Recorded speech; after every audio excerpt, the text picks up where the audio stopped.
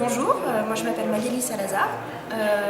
J'ai un parcours professionnel qui est assez traditionnel dans l'humanitaire. Finalement, j'ai commencé par faire une licence d'histoire et après 3 ans, j'ai passé les concours pour rentrer à Sciences Po à Grenoble, qui offrait pour la toute première fois un master en affaires internationales et affaires humanitaires.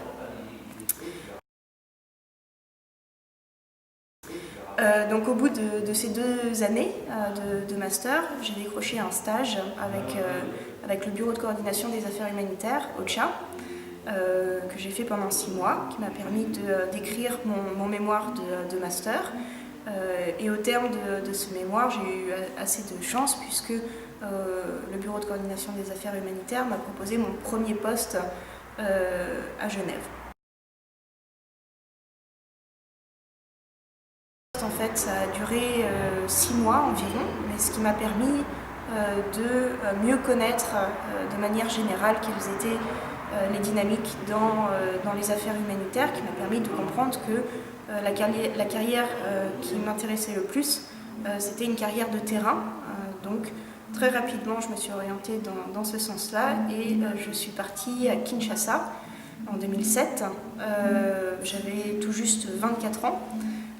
Pour prendre mon tout premier poste de chargé des affaires humanitaires avec OCHA.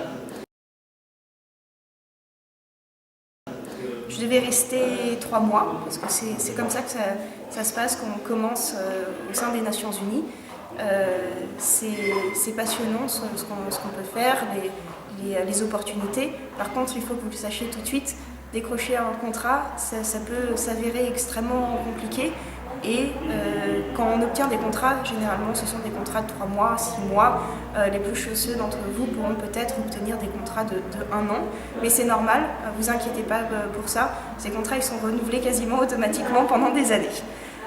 Donc je suis restée finalement 5 ans en RDC. Les 3 premières années avec le Bureau de coordination des affaires humanitaires, en premier à Kinshasa. Ensuite, je suis partie à l'est de la RDC, qui est une zone dans laquelle il y a ce qu'on appelle aujourd'hui des urgences complexes, c'est-à-dire à la fois des problématiques humanitaires, mais aussi des problématiques liées au conflit qu'il y a à l'est de la RDC.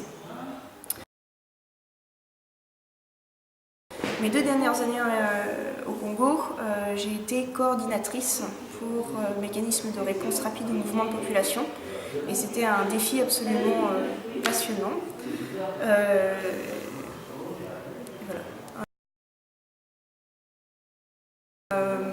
Très récemment, j'ai quitté la RDC et je travaille maintenant avec l'UNICEF à Dakar pour apporter un soutien aux crises du Sahel et choléra qui sont aujourd'hui en situation un peu prévalente dans la région sahélienne.